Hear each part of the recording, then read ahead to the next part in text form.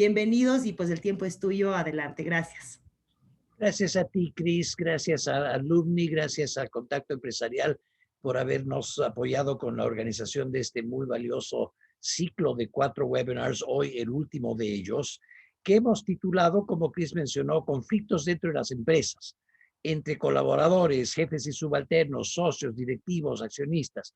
Y el motivo por el cual hemos decidido cerrar este ciclo de webinars con este tema en particular es porque es muy importante que todos nosotros estemos conscientes de que conflicto no solamente ocurre y es, me voy a mover un poquito por los rayos del sol acá, perdonen, eh, el conflicto es crucialmente importante que reconozcamos que no solamente ocurre en las empresas en los contextos específicos que nosotros hayamos vivido en nuestros propios ámbitos, sino que en realidad ocurre en todos los distintos ámbitos de la empresa. Y es importantísimo darnos cuenta que ocurriendo en todos los ámbitos es fundamental que estemos en capacidad de persuadir a todas las diversas personas en todos estos diversos ámbitos a que hagan lo que espero que ya estemos todos convencidos que es importante que hagamos, que es aprender, desarrollar nuestras habilidades para el buen manejo de conflictos y su resolución negociada. Existen básicamente algunos problemas ahí y en consecuencia quiero comenzar con contarles un par de anécdotas de la experiencia de tantos años. Cuando a poco de comenzadas las actividades de la universidad, creamos el Colegio de Educación Continua y María Antonieta, mi esposa, con un grupo de otras esposas de profesores, dirigió un interesantísimo programa para promocionar educación continua. El proceso de educación continua comenzó con una idea muy interesante que era simplemente ofrecer a la comunidad cursos cortos sobre múltiples distintos temas y era incluso no solamente dictados por profesores de la universidad, sino por personalidades interesantes en la diversidad de temas que existen para cursos cortos. Y en el proceso de promocionar esto, Marietoeta, mi esposa y sus amigas ponían unas mesas de información en uno de los supermaxis. Cuando comenzaba cada ciclo de educación continua ponían estas mesas para brindar información. Y en varias ocasiones me contaron que se habían acercado señores con evidente aire de empresarios ejecutivos que pedían información, recibían la información, luego decían, bueno, muchas gracias, pero yo ya no tengo nada que aprender. Otra anécdota, un poco en la misma línea, esta sí ya muy directamente de mi propia experiencia. Yo estaba interviniendo como tercera parte imparcial en un conflicto muy complicado. Ya el tema había avanzado a donde estaba ocurriendo una negociación entre básicamente las y los abogados de las partes. Y en determinado momento, conversando con una de estas abogadas, surgió un punto de teoría de negociación y yo pretendí explicar un poco el concepto y ella muy airada, la abogada con la que conversaba muy airadamente me dijo, ¿qué me vas a enseñar a mí de negociación? Yo soy abogada. Es decir, en definitiva, hay dos problemas acá que se refuerzan mutuamente, que son muy importantes. Sarita, te pido por favor me ayudes acá.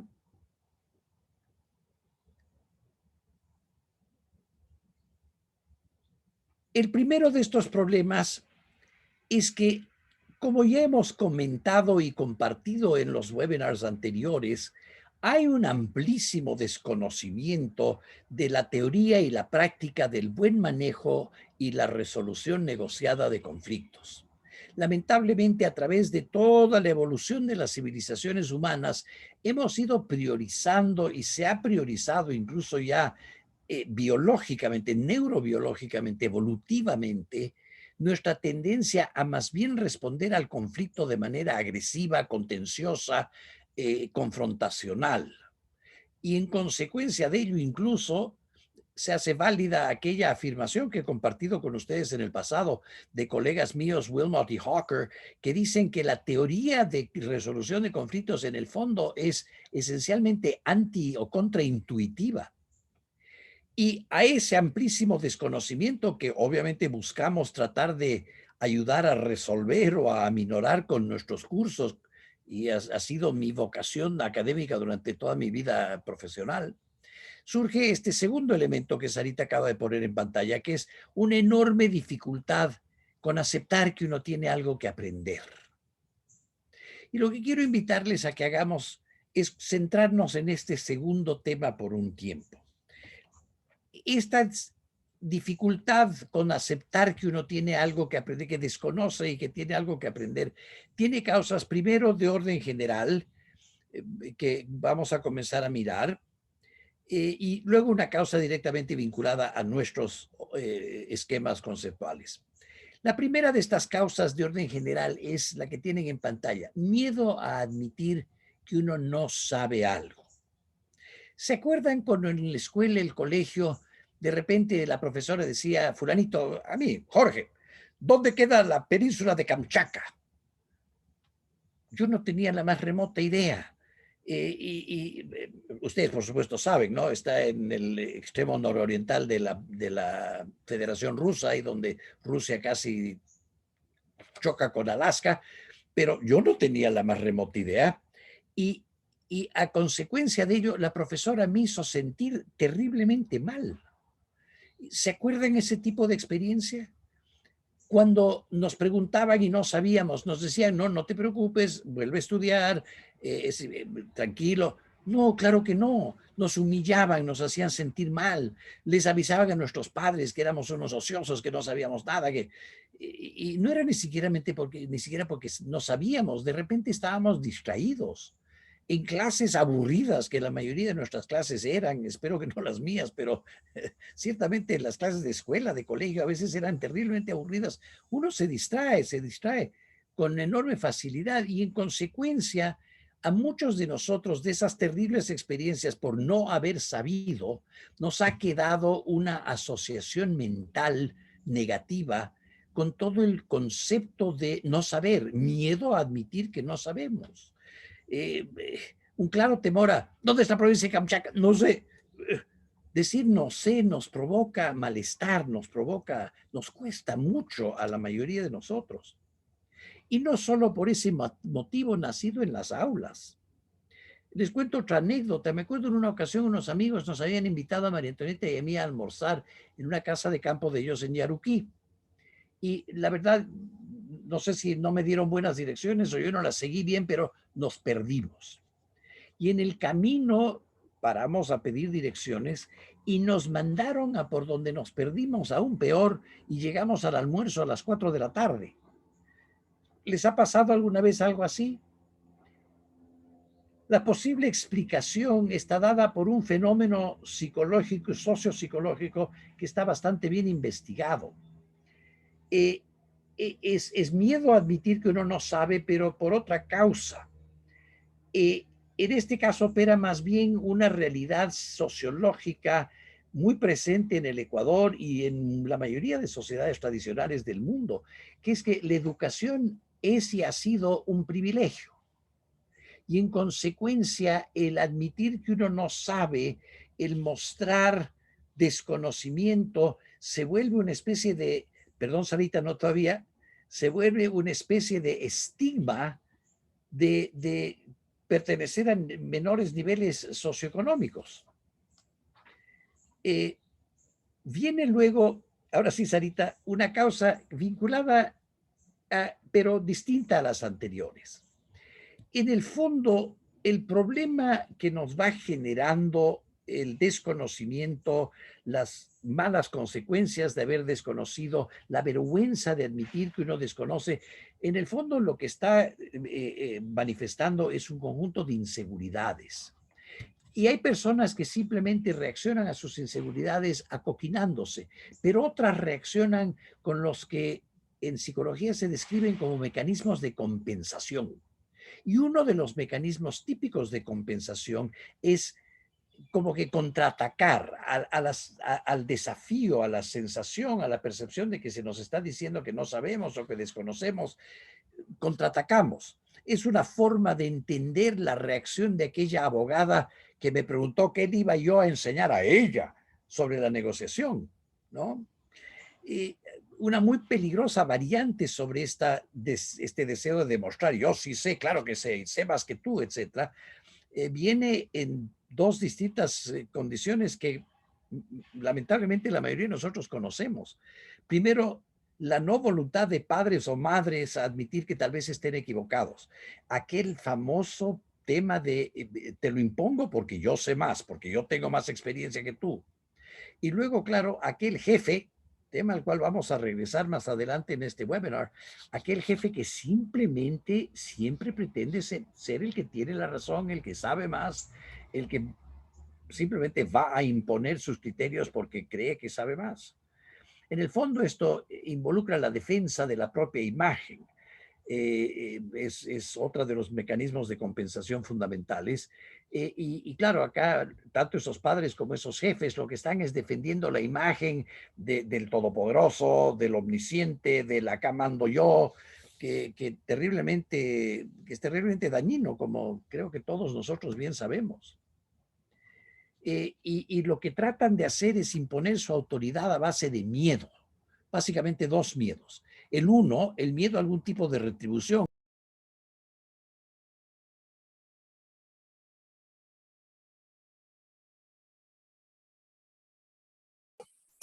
Está sin micrófono, Jorgito. Muchas gracias por avisarme. No sé cuánto tiempo estuve así, pero en fin, espero que no hayamos perdido mucho. Gracias por avisar nuevamente. Se quedó en el miedo al tipo de retribución. Gracias. Es terriblemente triste reconocer que esto está presente, pero es justamente de lo que debemos estar conscientes cuando pensamos en términos de tratar de formar ampliamente dentro de la organización en estos temas tan importantes de manejo de conflictos y de negociación, ¿no? Luego, una tercera causa de orden general, dentro de las que estamos viendo ahorita, es la ilusión, y es claramente una ilusión, de que uno sabe todo lo que necesita saber. En realidad, este terrible error conceptual, yo creo que es uno de los peores errores conceptuales en los que puede caer un ser humano, tiene a su vez varias posibles causas. Primero, volvemos a los terribles sistemas educativos de los que adolecemos en nuestras y en muchas otras sociedades. Pensemos en un fenómeno típico del niño pequeño.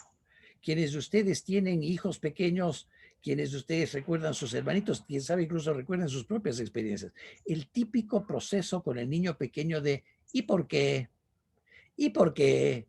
¿Y por qué? Y no importa qué les respondan, uno viene el siguiente ¿y por qué? Al extremo que a veces las personas mayores se impacientan y les dicen ¿por qué es así? O porque yo digo. Pero cosa que también es terrible, ¿no? Es una terrible respuesta. Yo creo que es tremendamente importante seguir y seguir estimulando esa curiosidad en los niños. Pero, ¿por qué les menciono esto? Porque, oye, lamentablemente llegan a la escuela esos niños y les empiezan a matar la curiosidad. 6 meses, 1 año, 2 años más tarde desapareció el ¿y por qué? Y hay que preguntarnos por qué ocurre eso. Obviamente nosotros, educadores, somos quienes primero debemos preguntarnos eso, pero todos nosotros debemos preguntarnos eso. Y la respuesta es que lamentablemente el sistema educativo con frecuencia vuelve el aprendizaje, el buscar respuestas al y por qué y cómo funciona y cómo es, tedioso, laborioso, aburrido, odioso. Y en consecuencia, hay gente que simplemente decide, no quiere tener nada más que ver con eso. Se desenchufa, se desconecta de ese proceso esencialmente aburrido, tedioso, odioso. Y otro motivo que induce a las personas a resistirse a tratar de aprender algo nuevo es la creencia también profundamente equivocada de que no somos capaces de aprender pasados los 18 a los 22 años. Esta es una de las tristes realidades recogidas en el dicho muy común en nuestra sociedad: genio y figura hasta la sepultura. O sea, ya ha pasado a cierto punto en tu vida, ya no puedes crecer, aprender, desarrollar. Tal vez algunos de nosotros incluso hemos caído en ese pensar que personas como yo a los 78 o personas incluso mucho menores que yo a los 30, 40, 50, ya no pueden aprender. Y déjenme contarles, no he hecho esto en materia de una investigación sistemática con, qué sé yo, muestras aleatorias y recopilación y procesamiento de datos estadísticos, etcétera. Pero sí he hecho observación anecdotal al respecto, con conversaciones con mis hermanos, con mis colegas, con mis amigos. Y he encontrado que muchísimos de nosotros, al contrario de esta creencia, estamos perfectamente claros en que tal vez lo más importante que hemos aprendido en nuestras vidas, lo que más guía nuestras vidas, es lo que hemos aprendido más bien pasados los 30, 35, 40, 45 años. O sea, esta creencia de que no somos capaces de aprender pasados los 18 a 22 es terriblemente equivocada, pero nuevamente incide en esa actitud de yo no tengo nada que aprender. Luego viene una causa ya vinculada más directamente a nuestros marcos teóricos. Permítame poner esto un poquito en contexto. Hay una serie de conocimientos que la mayoría de nosotros no necesitamos tener y no tenemos. Yo no tengo idea cómo funciona la llave de agua y si se daña tengo que llamar a un plomero. Y me imagino que esto es cierto de la mayoría de nosotros, muchas cosas relacionadas a electricidad, a carpintería, a mecánica automotriz, que no necesitamos saber. Y en consecuencia no sabemos y no pasa nada. Pero sí deberíamos saber manejar y resolver nuestros conflictos. Esto sí es tremendamente importante. Y lamentablemente, como decíamos al comienzo, y hemos compartido esta noción algunas veces con quienes han estado con nosotros en los anteriores webinars, lamentablemente pues el desconocimiento de cómo hacer para manejar bien y resolver conflictos es muy alto, es muy grande. Y sí necesitando resolverlos, la mayoría de nosotros no los resolvemos bien. Y porque no lo hacemos bien, nuestras relaciones tienden a deteriorarse, terminamos en peleas de pareja, en rompimientos, en peleas con socios, en todo tipo de dificultad producto del no saber manejar bien nuestros conflictos. Ahora, cabe hacer una distinción aquí importante entre personas más bien más maduras y responsables y menos maduras y menos responsables. Si la honesta respuesta a la pregunta ¿sabes manejar bien tus conflictos? Es no. La persona madura, responsable, acepta la posibilidad de aprender a la oportunidad que espero que conjuntamente podamos ir brindando cada vez más a todas nuestras empresas, a todos nuestros colaboradores, a toda persona alrededor nuestro, de aprender a manejar bien los conflictos, negociar, resolver, pues van a responder positivamente. Pero si la respuesta es no, la respuesta real es no, no sé manejar, pero no hay la voluntad de reconocerlo. ¿Por qué no? Por la incapacidad para asumir las responsabilidades. Es mi problema. Yo no sé manejar bien los conflictos. Yo no, y viene la no voluntad de reconocer y viene a continuación esta terrible realidad. Yo no tengo nada que aprender. Este es el contexto en el que les pido que por favor nos ubiquemos. Y viene obviamente la pregunta a continuación, ¿cómo enfrentar este fundamental problema? Es fundamental entender cómo enfrentarlo, porque si no, eventualmente podemos estar hablando música celestial cuando hablamos de programas para desarrollar la capacidad de las personas para mejorar sus habilidades. Entonces, les invito a que exploremos las respuestas de esta pregunta, comenzando con algunos aspectos más bien de orden general. Cuando miembros de una empresa, en el nivel jerárquico que sea, no entremos todavía en los niveles jerárquicos, cuando simplemente los miembros de una empresa, personas entran en conflicto, con frecuencia pueden tratar de mantener eso un poco callado, en secreto, pero tarde o temprano se hace evidente que existe un conflicto. El conflicto sale a la luz. Puede salir a la luz porque simplemente ocurre en público. Hay una gritada mutua, hay los desplantes, el que la una persona no le responde la pregunta a la otra, o sea, evidencias más que claras que hay algún malestar, algún conflicto entre las personas. O alternativamente, puede ser que una de las partes o ambas partes buscan típicamente al jefe, o puede ser a recursos humanos, alguna persona, un ombudsperson, si existe ombudsperson en la organización, designada para ayudar a manejar conflictos.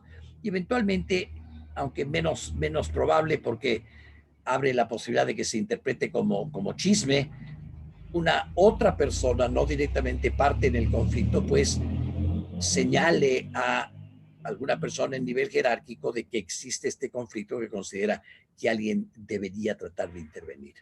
Y entonces, si tú eres el ejecutivo, la ejecutiva, que te percatas por cualquiera de estos caminos de la existencia de un conflicto y decides intervenir, decisión que, claro, no es fácil.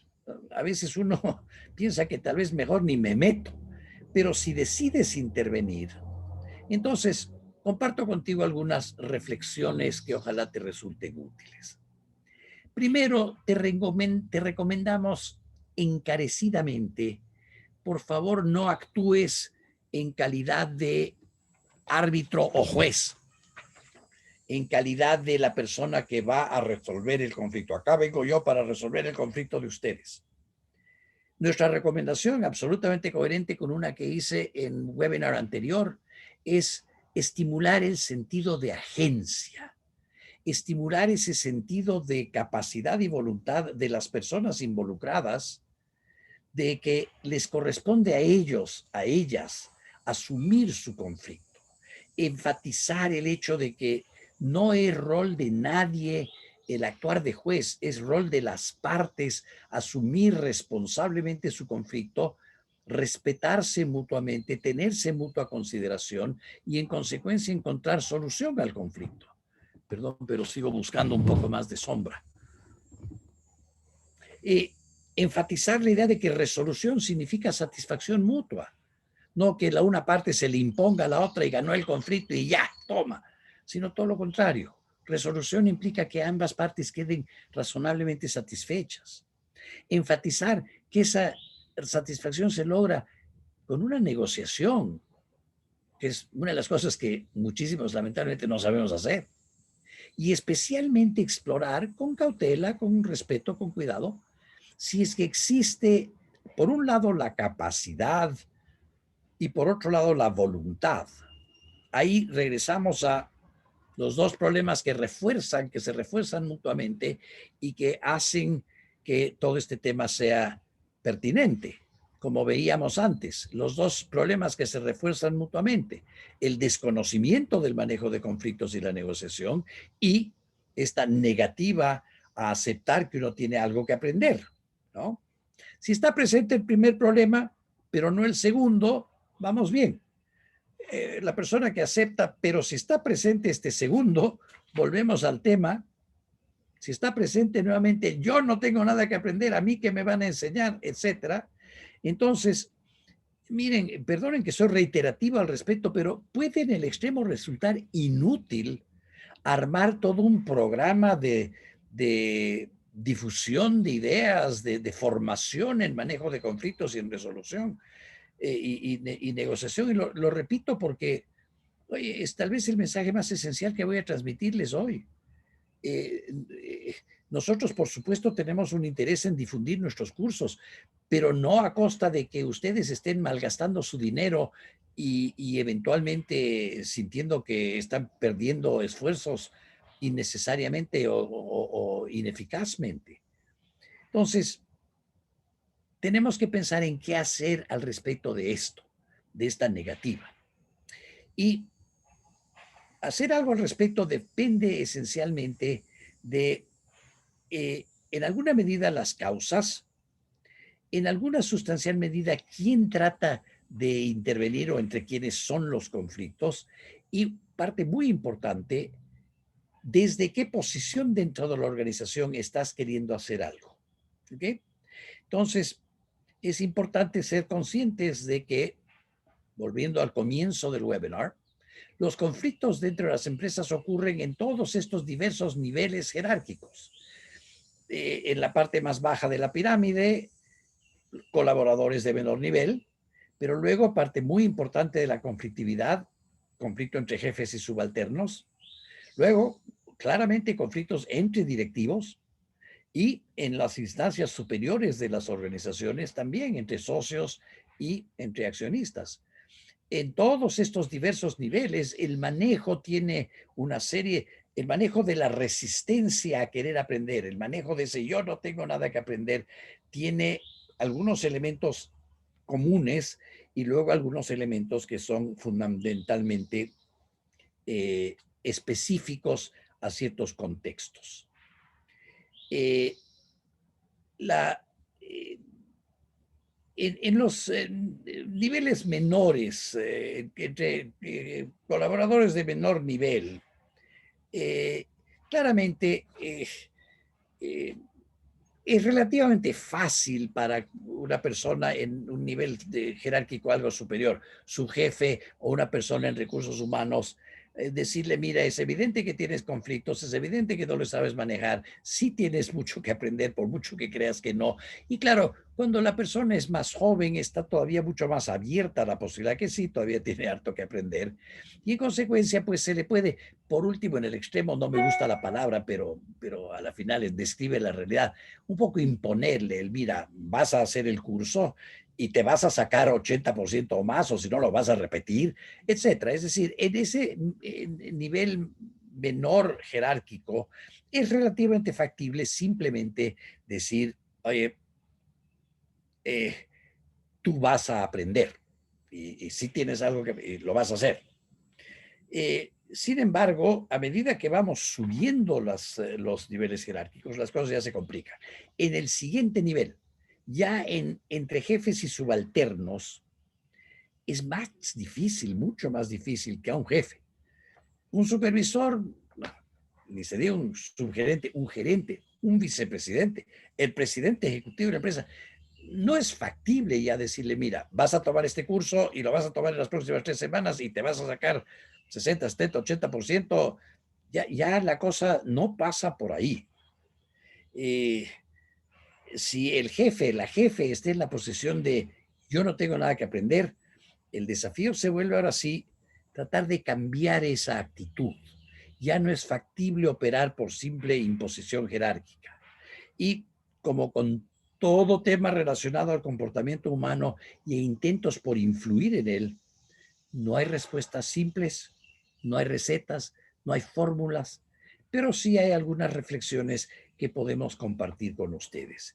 Y estas las vamos a compartir en 3 ámbitos, en 3 contextos fundamentales.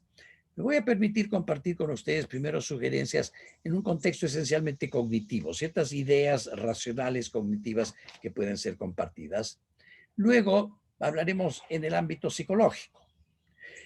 Y finalmente hablaremos en un ámbito que es crucialmente importante, que es el reconocer todos estos niveles jerárquicos y las implicaciones que eso tiene para la factibilidad de aplicar las sugerencias de orden cognitivo y de orden psicológico. Comencemos con los cognitivos. El aspecto más cognitivo de todos es la idea de que uno ya no puede aprender nada. Y comencemos con la primera de las causas de aquello, que es que ya tengo 78 años, ¿cómo me vas a pedir que aprenda algo? Ahí eso es fácilmente rebatible. Y les invito cordialmente a que asuman el reto de rebatir ese argumento con la persona que lo esgrime. Yo he tenido la experiencia, y no solamente ya estando yo en avanzada edad, sino desde hace 20, 30, 40 años, que he tenido la experiencia de conversar con personas mayores, porque esto es básicamente una idea, una creencia que podemos demostrar que esté equivocada. Podemos demostrárselo a las personas con simple referencia a su propia experiencia. Preguntarles, oye, ¿no has aprendido nada en los últimos 50 años? Hay gente que te dice, no, y soy feliz así. Pero la mayoría de nosotros sí estamos perfectamente claros en reconocer que en los últimos 10, 15, 20 años hemos aprendido un montón. No solamente ustedes que tienen solo 20 o solo 30, sino nosotros que estamos cerca de los 80. Por supuesto que hemos aprendido muchísimo en los últimos años. Todos vamos aprendiendo.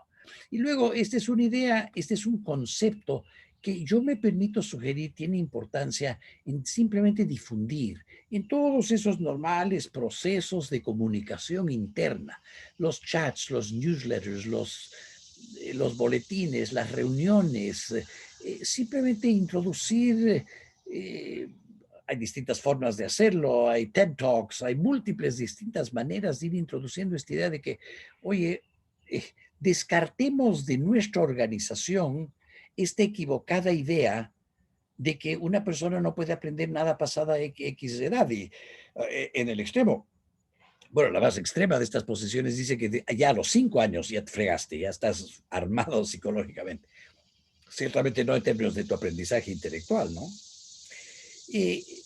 La empresa podría organizar además acceso a el mundo de la autoformación en línea. Es un mundo de una increíble riqueza. Entonces, simplemente les lanzo otra posible idea. La empresa podría formar una biblioteca que se puede ir enriqueciendo sistemáticamente de acuerdo a las inquietudes y los intereses de todo el mundo. Una biblioteca de videos. Repito, TED Talks, cursos, documentales sobre lo que sea, literalmente lo que sea. El mensaje medular es: no es correcto que una persona pasada cierta edad no pueda aprender. La manera más inmediata de abordarlo es simplemente abordarlo, empezar a conversarlo. Lo complicado en este caso no es el contenido del mensaje, es llegar a tener esa conversación. Puede ser que el ejecutivo que dice que no tiene nada que aprender nos diga también que cree que no es cierta la equivocada noción, caso en el cual ya, perfecto. O les anticipo entre paréntesis que en un futuro muy cercano yo quiero hacer un webinar al cual tendremos el gusto obviamente de invitarles, que insista en esta noción fundamental. Es absolutamente falso que uno no puede seguir aprendiendo en el transcurso de su vida. Pero si la persona no revela que piensa eso, también existe la posibilidad de un poco curarse en sano. Es un principio fundamental muy, muy presente en nuestro curso de negociar con personas difíciles. A veces no llegas a saber cuál es el problema, cuál es la causa de un determinado comportamiento, de una determinada actitud, pero puedes curarte en sano, asumir que pudiera ser esta creencia y simplemente, repito, a través de los medios que la empresa tenga para difundir ideas internamente o incluso, quién sabe, creando nuevos medios para difundir ideas internamente, difundir esta importantísima idea. Ahora, todo lo que acabo de decir también resulta una interesantísima forma de contrarrestar las resistencias que han salido del maltrato de profesores, posiblemente los castigos de padres por malas notas, todas esas resistencias al proceso mismo de aprender. Lamentablemente, y esto yo lo he vivido como profesor universitario durante muchas décadas, hay personas, muchas personas en nuestra sociedad que simplemente nunca le han cogido el gusto a decir, wow, aprendí algo, qué interesante, a darle libre tránsito a su curiosidad y a la búsqueda de respuestas a su curiosidad. Entonces, estos procesos que acabo de sugerir de difusión de la idea del autoaprendizaje, de la autoformación, de la posibilidad, de las oportunidades para hacerlo, también obviamente contrarrestan cualquiera de esas posibles resistencias que se han ido generando por asociación con procesos que se han sentido tediosos, dolorosos, hasta humillantes. ¿Bien? Vamos ahora a los aspectos psicológicos de todo esto. Claramente esos procesos humillantes, padres castigantes, falta de oportunidades en la vida que hemos estado analizando, lo que han generado es inseguridades. Ustedes no son psicoterapeutas, este no es un curso de psicoterapia y tampoco estamos planteando que es el rol ni de la empresa ni de sus ejecutivos ser los psicoterapeutas de las personas dentro de la organización, pero sí creo que es importante para poder trascender las barreras del yo no tengo nada que aprender, algunas sugerencias sobre cómo tratar de manejar las inseguridades. La primera reflexión que les ofrezco es la importancia de no empeorar la inseguridad de una persona insegura. Reflexiones sobre qué significa persona insegura. Es una persona, como es abogada, ¿de qué me vas a enseñar a mí? Que en el fondo se siente frágil, siente que no está en plena capacidad de enfrentar sus desafíos. Tiene miedo frente a los desafíos de la vida. Les ofrezco un contraste. Un día me encontré con un amigo alto ejecutivo de una importante firma en Quito y me dijo que quería felicitarme, y a través mío a felicitarnos a la universidad, porque algo teníamos que estar haciendo bien. Y le pedí que por favor me explique, y lo que me contó es lo siguiente, que en el transcurso de los últimos días, las últimas semanas, había tenido 3 conversaciones con 3 graduados nuestros que estaban trabajando en su empresa. La conversación había sido básicamente la misma. Oye, ¿sabes hacer tal cosa? Y la respuesta en los 3 casos había sido, no, pero puedo aprender. Eso es seguridad. Esa es la sensación de que, bueno, sí, no sé, pero puedo aprender, tengo la capacidad, puedo enfrentar retos que antes no he enfrentado en mi vida. Ahora, a la persona insegura, si le preguntas, seguramente te va a negar que se siente siquiera insegura. Yo inseguro, claro que no. Justamente eso, uno de los mecanismos de seguridad más típicos es de la prepotencia, la autosuficiencia. Yo sé todo, yo puedo todo, yo sé más que tú. Y por favor, es importantísimo aprender a reconocer eso como evidencia más bien de inseguridad. ¿Ok? Ahora, si una persona es insegura, ¿tiene sentido volverle más insegura? Por ejemplo, si esa abogada espérate un ratito, Sarita, por favor. Si esa abogada yo le hubiese dicho, sí, yo te puedo enseñar a negociar, negocias pésimamente mal. ¿Qué hubiera ocurrido? ¿Le hubiera abierto la mente a la posibilidad de aprender algo más sobre negociación, por lo menos de aprenderlo conmigo? La respuesta es obviamente no. Entonces, crucialmente importante no empeorar las inseguridades de las personas, no atacar, no criticar, no cuestionar, expresar comprensión, etcétera. Vamos entonces ahora sí a ver cómo vencer las inseguridades. Ahora sí, Sarita, gracias. Ayudar a una persona a vencer sus inseguridades es reconocer que es un proceso interior. Nosotros no se las vamos a vencer por ellos. Es problema de ellos. Y es un proceso interior que típicamente va a demandar mucho tiempo. Tenemos que ser pacientes. Y una de las cosas que a mí me causa angustia es ver cómo padres tratan de imponerles a sus hijos cambios, vencimiento de inseguridades, vencimiento de miedos. Pues ya te dije que no le tengas miedo.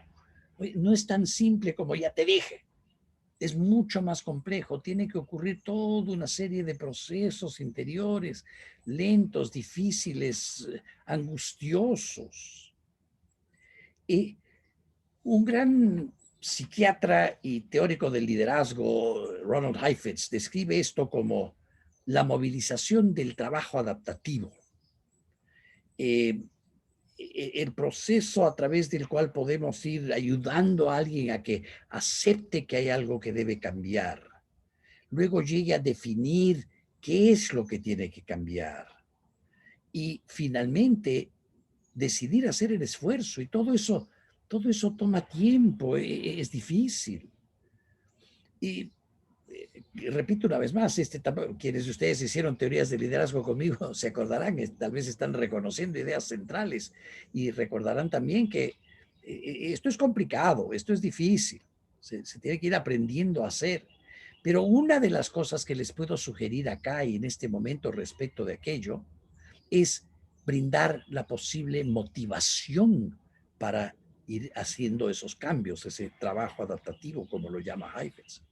Y las posibles motivaciones pueden venir con, por ejemplo, simple ejemplo, si cambia, ¿cuáles son los potenciales beneficios? Por ejemplo, si cambia, no lo van a poner en el plan de jubilación temprana. Esto es un mensaje crucialmente importante para un viejo vicepresidente cascarrabias que dice que no quiere aprender ni tiene por qué manejar conflictos. Oye, si cambias, no te van a retirar rápido.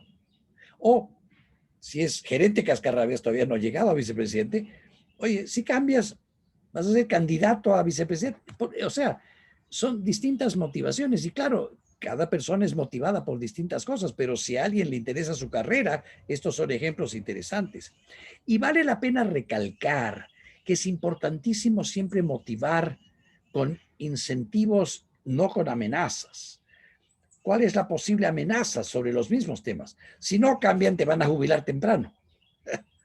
Te van a poner el plan. No te van a poner en línea para ascender. O sea, cuidado con la diferencia entre incentivo y amenaza. Es una crucialmente importante diferencia. Lo que no debemos hacer al lado derecho de la pantalla es amenazar, con lo cual todo lo que estamos haciendo es incrementar sus inseguridades. O sea, estamos cavando un hueco cada vez más hondo en términos de lo que estamos tratando de lograr. Ahora, claro, repito, ¿qué constituye la motivación adecuada para cada persona? Es fundamentalmente distinto, pero eso significa ir conversando con las personas, conocerlas, ir averiguando a qué aspira, con qué sueña, qué le trae placeres y satisfacciones. Esto es tremendamente importante. Y luego ir llevando la conversación hacia donde podemos hacerles preguntas sugestivas como, ¿no crees que tal vez aprender a resolver este problema o resolver mejor los conflictos te ayuda a lograr tus objetivos? Y ir gradualmente sugestionando a la persona en esa dirección. Y el objetivo tal vez más esencial es que nunca sienta que se le ha impuesto una voluntad. Existe un término en inglés que, perdónenme que lo utilizo, pero no tenemos término exactamente equivalente en español. El término es buy-in. Necesitamos que la persona haga buy-in a lo que estamos tratando de sugerirle, que él, ella, bueno, la traducción exacta de buy es comprar, compre la idea, la haga suya, eventualmente decida hacer lo que quiere hacer porque él, ella quiere hacerlo, no porque se le está haciendo impuesto. Ese es un fascinante desafío, es el desafío clásico y todo lo que acabamos de ver nos lleva directamente a los niveles jerárquicos, el tercer contexto, que es este de los niveles jerárquicos. ¿No? Volvemos al título del webinar. Tenemos conflictos en todos estos distintos niveles. Ya hemos mirado en los primeros, principalmente el de abajo, y algo hemos conversado del segundo, pero es importantísimo recordar también los conflictos entre directivos, entre socios, entre accionistas. Y tal como les dije un poco más temprano, es importante que estemos conscientes de que ocurren conflictos también en esos niveles y que es importantísimo que se resuelvan. Por ejemplo, intervine como tercera parte hace unos 20 años en un conflicto entre los dos socios fundadores de una empresa extremadamente exitosa. Pasados 20 años, el un socio ya básicamente estaba contento con lo que habían logrado, quería retirarse, ya no quería seguir reinvirtiendo utilidades, creciendo. El otro veía potenciales en el mercado internacional, nuevas tecnologías, nuevas ideas. Una divergencia estratégica fundamental en el nivel más alto, socios accionistas. Y la empresa empezó a paralizarse, ya no se tomaban decisiones. Ya la cosa se empezó a complicar y afortunadamente pudimos intervenir, se resolvió el conflicto y la empresa dejó de estar básicamente estancada. Entonces, primera parte de este contexto jerárquico es simplemente reconocer esto. También se dan conflictos en las partes superiores de las organizaciones y es crucialmente importante porque estos son los que pueden eventualmente poner en juego la supervivencia, la operatividad, la toma de decisiones estratégicas, el ejercicio de adecuados controles dentro de la empresa. Pero la segunda parte del contexto jerárquico está dado por lo siguiente. Mientras en los niveles jerárquicos inferiores es más factible influir, conseguir un poco imposición jerárquica, cuando llegamos al problema del vicepresidente, que es viejo cascarrabias, o el presidente, o los accionistas que se están peleando entre ellos y no nos dejan operar la compañía, ¿quién se mete? Para usar una vieja y muy apta expresión, Sarita. ¿Quién le pone el cascabel al gato? No cabe que una ejecutiva relativamente junior en recursos humanos, quién sabe, ni siquiera la gerente de recursos humanos, vaya y, qué sé yo, se enfrente, tenga que confrontar necesariamente al presidente ejecutivo Cascarrabias. Acabo de tener una experiencia hace un par de semanas. Me llamó por teléfono una querida alumna mía, brillante, se graduó magna cum laude hace algunos años. Estaba trabajando en una importante empresa de asistente directa del presidente ejecutivo y se atrevió a cuestionar que tal vez habían otras formas de pensarlo, de verlo. El hombre se puso furioso y simplemente la echó. Le echó, te vas. ¿Quién le pone el cascabel a ese gato? Les proponía hace un rato el tema de movilizar el trabajo adaptativo, como lo plantea Heifetz, ¿no? Y una de las bases para que eso pueda ocurrir está dada por quién le pone el cascabel al gato. A ese presidente ejecutivo, vicepresidente Cascarrabias, ese gerente muy poderoso, muy reconocido como competente, pero bravo, impositivo, no negociador, no abierto y definitivamente en la postura de a mí no me van a enseñar nada, es importantísimo encontrar la persona apropiada para hablar con él. Y esa persona incluso de repente ni siquiera está dentro de la empresa. Quién sabe, es su viejo jefe o es uno de sus propios colegas, es alguien en su propio círculo de poder, debajo del cual estamos el resto de nosotros o afuera del cual estamos el resto de nosotros, y quién sabe, simplemente no tenemos acceso a esa movilización de trabajo adaptativo. Volvamos por un ratito a aquella abogada de ¿qué me vas a enseñar a mí? Yo tampoco tenía la autoridad informal, la aceptación de parte de ella de que yo pudiera enseñarle algo como para tratar de hacerlo. El socio principal de su estudio de abogados sí la tenía. Si se hubiese dado el caso, no se dio, pero si se hubiese dado el caso de que aparentemente era importante darle a ella unos cursos en manejo y resolución de conflictos, a quien yo hubiese acudido habría sido al socio principal del estudio, querido y viejo amigo mío, a quien le hubiera dicho, mira, tienes un problema acá. Esta joven es brillante, es excelente abogada, pero es extremadamente combativa, no es conciliadora. Creo que valdría la pena, y quien hubiera podido tener esas conversaciones con ella no habría sido yo, habría sido él. Y esto es crucialmente importante, no porque tú tienes clara la película, tú tienes claros los mensajes, eres necesariamente la persona más idónea para transmitir estos mensajes, para realizar este trabajo de movilización de trabajo adaptativo. Debe ser alguien en su propio o incluso en un superior nivel jerárquico, aunque claro, llega el punto donde ya no hay nadie más en superior nivel jerárquico. Con esto termino lo que quería presentarles, y como hemos hecho en anteriores webinars, pues les invito cordialísimamente a que, por favor, entremos en preguntas, comentarios, reflexiones. Encantado de resolver consultas, encantado incluso de escuchar discrepancias. Como siempre hemos dicho, pues las conversaremos amable y civilizadamente. Sarita, por favor, entiendo que tenemos alguna reflexión desde el público. Espero que sí. Hoy han estado un poquito más callados. A ver. Entonces, les comentamos que igual si tienen preguntas pueden mandarlas por el chat directamente a todos, y si no personalmente a mí. Respondo hasta eso unas preguntas que nos realizan respecto a nuestros cursos, que ahora les pongo en pantalla. Nos preguntan si hay certificado de asistencia. Nuestros cursos cuentan con el aval de la USFQ y también tenemos un certificado que ustedes pueden tomarlo si desean.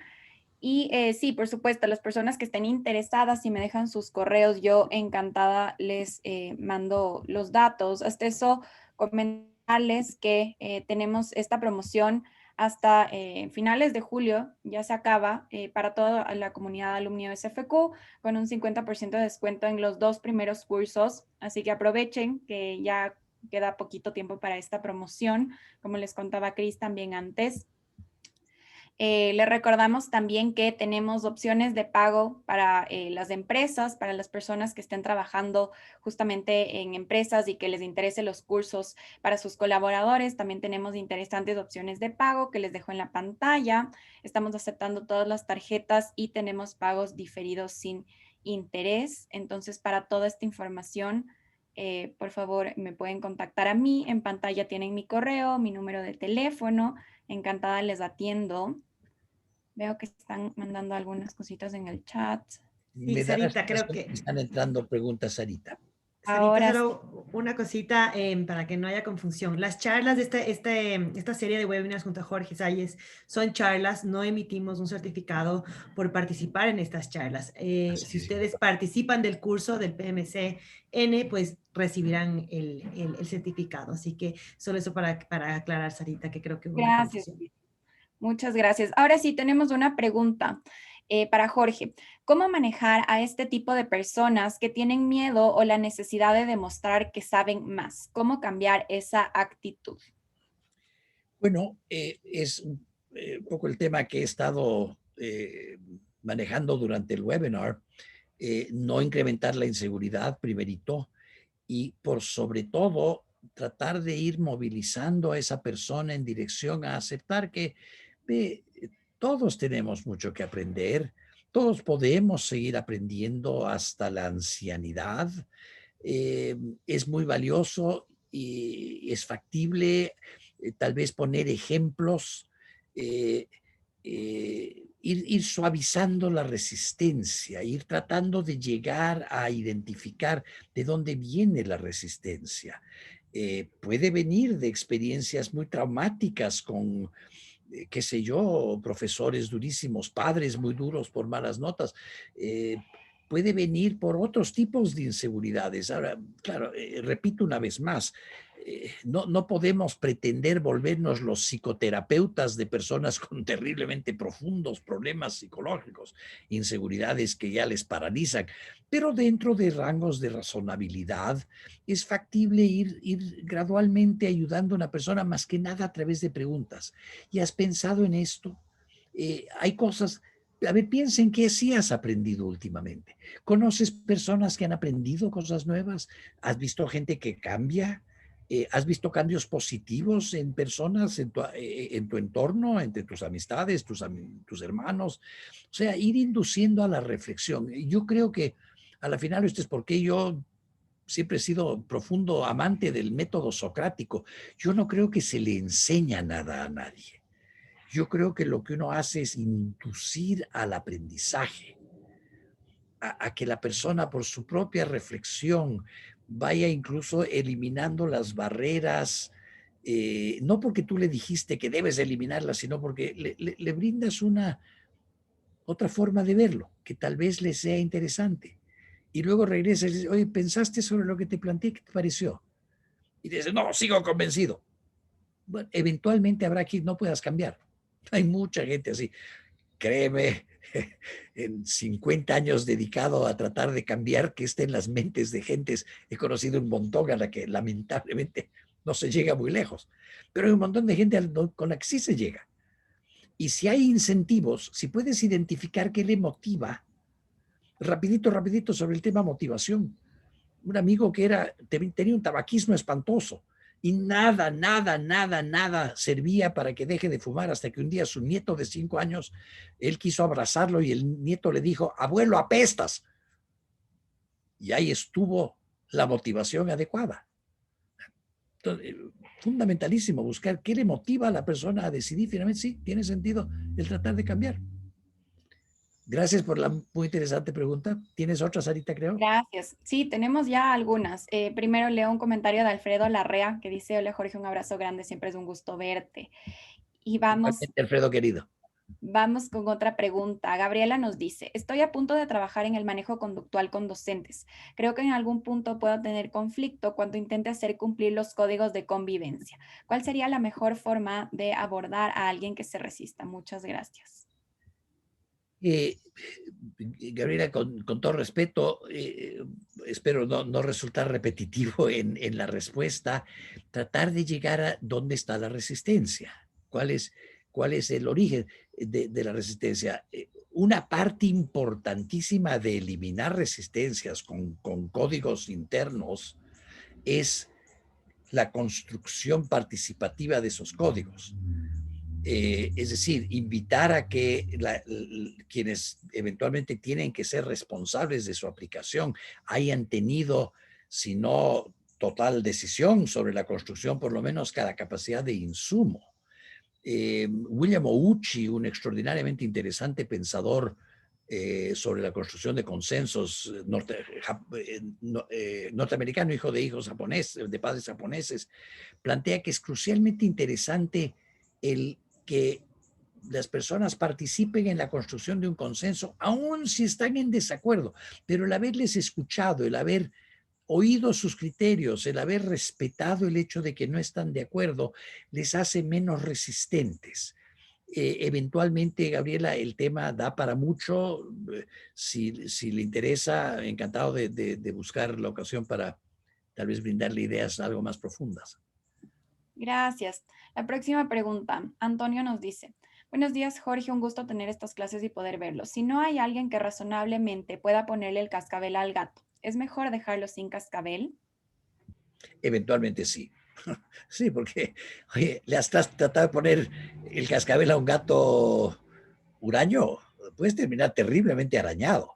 Y ojo, si esa persona tiene poder jerárquico sobre ti, y tú tratas de ponerle el cascabel y él tiene sacadas las garras, no solamente te va a arañar, te puede despedir, o sea, puede terminar tu carrera muy prontamente. O sea, como todo en la vida, es importante tener claro que hay límites.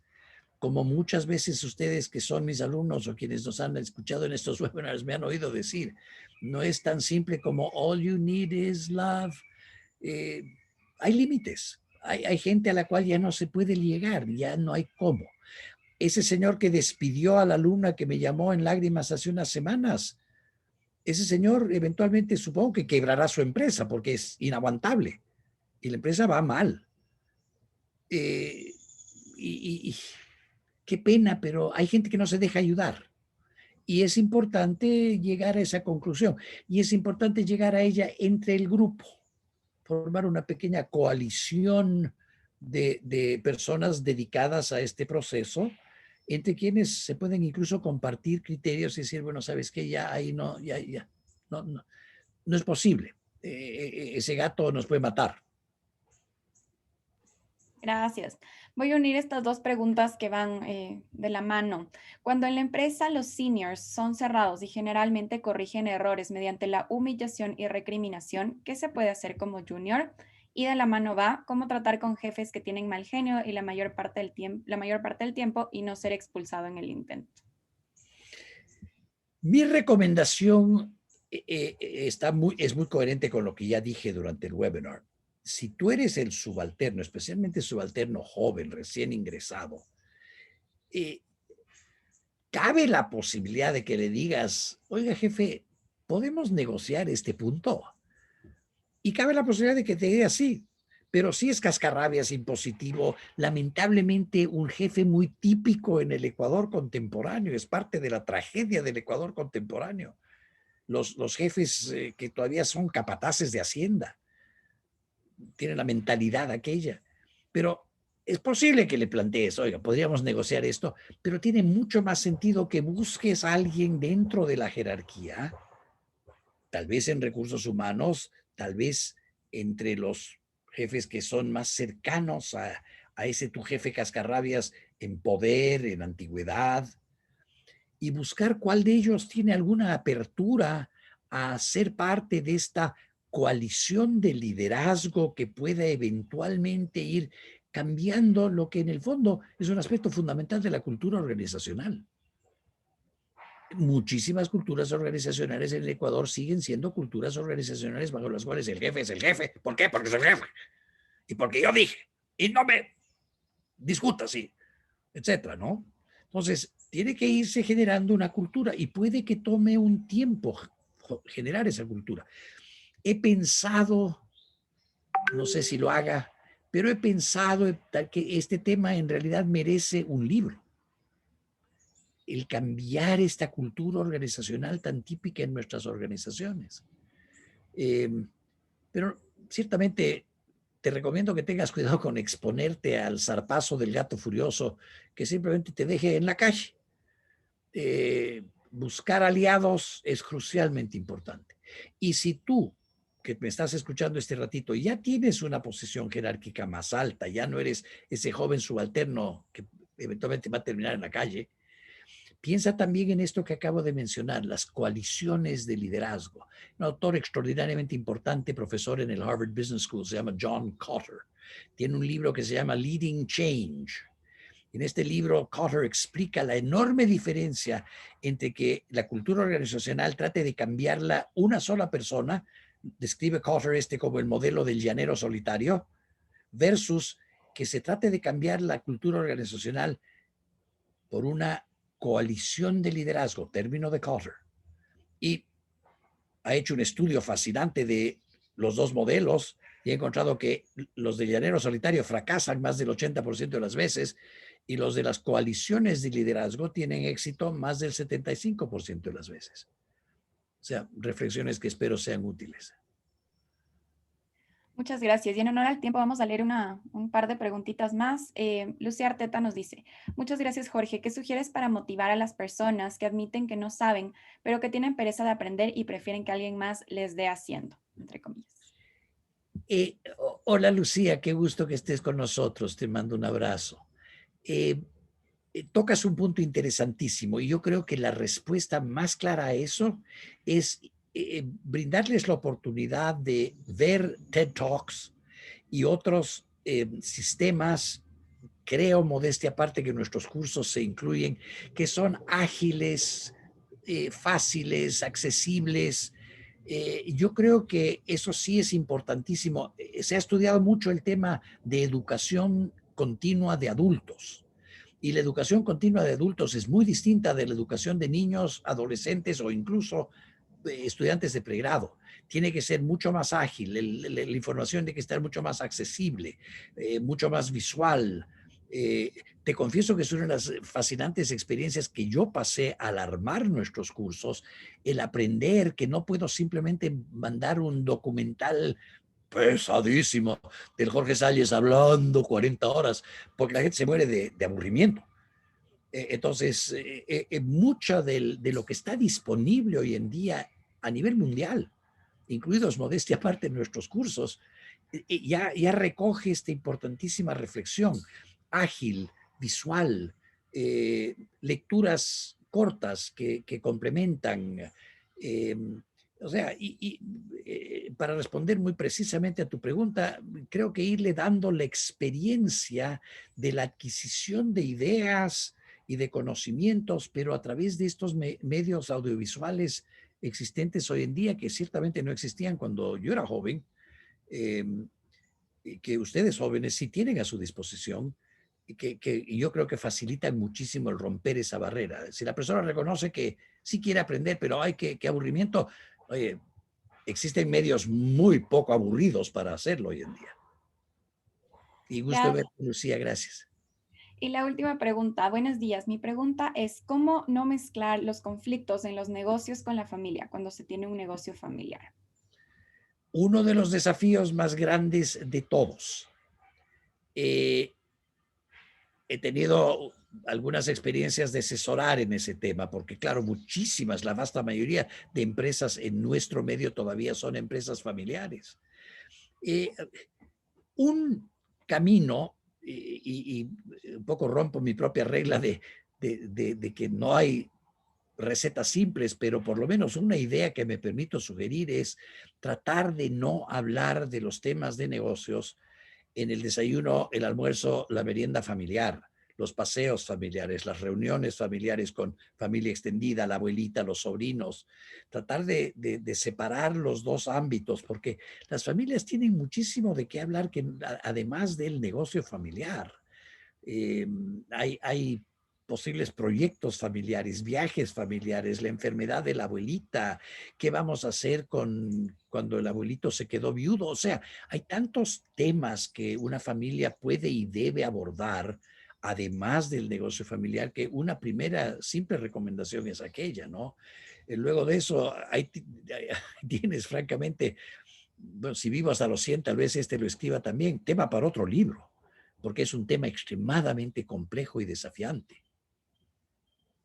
Y gracias nuevamente por ir, en cierto modo, enriqueciendo nuestro reconocimiento de que este es un mundo de una complejidad infinita, frente al cual todos, comenzando con este viejo, tenemos todavía muchísimo que seguir reflexionando, aprendiendo, pensando, desarrollando.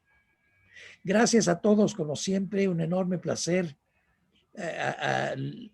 Las amigas y amigos que se han identificado, Lucía, Alfredito, abrazos grandes, y a todo el resto de ustedes, pues afectuoso abrazo. Qué pena que se acaba este ciclo, pero Cris, de repente nos invitas a hacer más. Jorge, esta es su casa y usted sabe que cuando quiera nos avise y nosotros lo organizamos con gusto.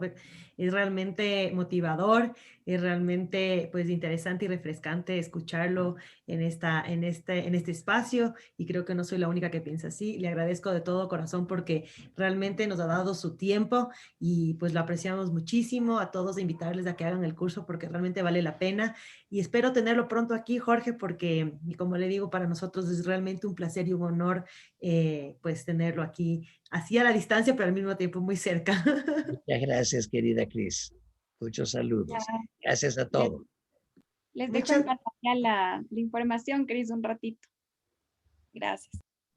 muchas gracias a todos y gracias por conectarse a esta serie de charlas. No olviden aprovechar el descuento que tienen pues, en el curso 1 y 2 del 50% de descuento. Así que, y cualquier cosa, pues Sara también les puede ayudar con información. Muchísimas gracias por conectarse a estos espacios. Síganos en redes para más charlas y eventos que tenemos organizados para ustedes. Gracias a todos.